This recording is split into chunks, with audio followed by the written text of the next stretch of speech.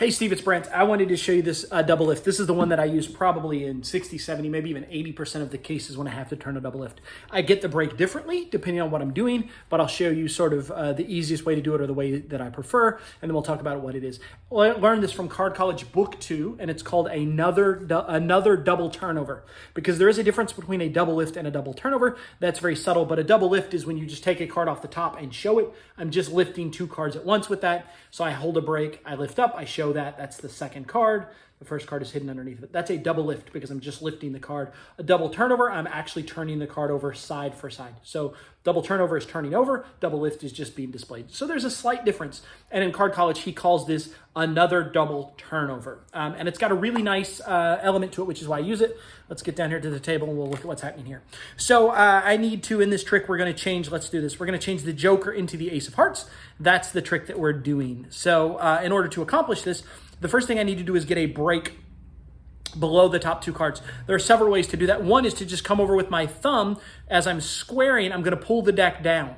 So you'll notice my hand is moving away, and that's allowing me to sort of get those two cards. What you don't want to do is pick up. You don't want to bend that top card and go 1, 2. That's way too obvious. So I bring my hand over as if squaring the deck, and then I pull down. So now that little pull down has gotten me ready to do the double lift. So that's one technique.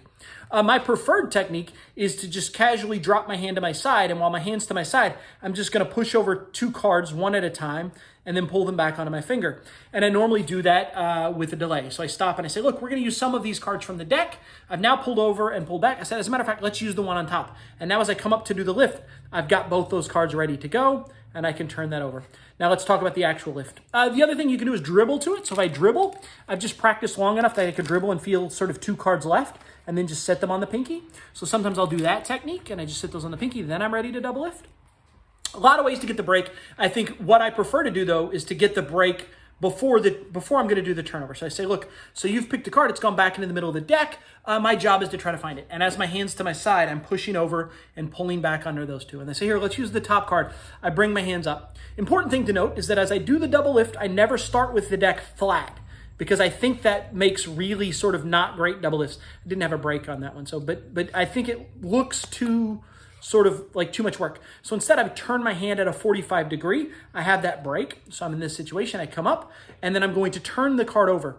Notice as I turn it over, all I'm doing is getting in that break. I'm getting my second finger on this corner. My first finger is sort of going square on this edge, and then I'm turning it over. The key here is that I don't have to follow it to the deck. A lot of people do this double turnover and they follow it all the way over, which again makes it look way too heavy. It doesn't need to be. That's also why I've got the deck at a 45. As soon as I get this more than halfway, it just wants to fall. So it'll naturally fall over, okay? That's harder to do and keep square if I have the deck at a completely flat level. It just looks like I have to follow it over a little bit more, and I don't want that to happen, okay? So what I'm going to do is turn it over. Now, notice as I turn it over, I'm forward jogging it.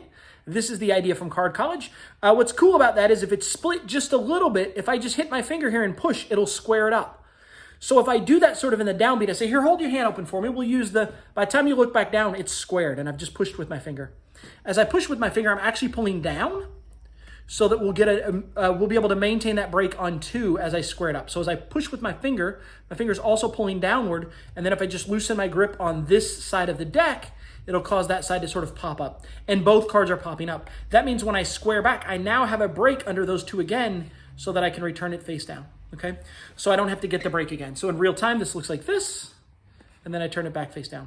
But that squaring action is nice because if I were to do one that separates, let me try to do a really bad one here. So if I turn one and it separates by that much, right, which is horrible, when I pull down and push back, by the time we get back to it, it's there, right? It's square and seemingly on top of the deck. So if I can do one that's sort of only slightly bad, that one, by the time I push back, it now looks like a single card on top of the deck. I'm also not looking at the double lift, right? I don't say, here, let's turn over the top card and look down at it. I'm not drawing attention to the card until I look down at it. So I say, look, we'll use the top card. That's the Joker. That would be perfect. And that's the thing. So notice how I'm sort of doing this almost like a top change rhythm. I'm here. Say, look, we'll use this top card. The turnover itself is in the peripheral vision. Then I'm displaying the card. GLB also talks about how you can hold the deck up here, which is super nice for a stand-up situation.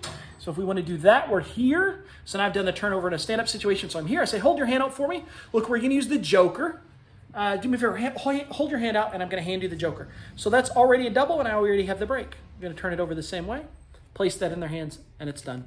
So I hope all that makes sense. It's the sort of double lift that I use all the time, and it is one of my favorites because it just feels soft and natural, right? The key is to make it feel soft. So when I'm here, I'm coming over, and I'm turning that over in this nice, soft way. That's what I think takes practice, is getting to where you can turn it over soft.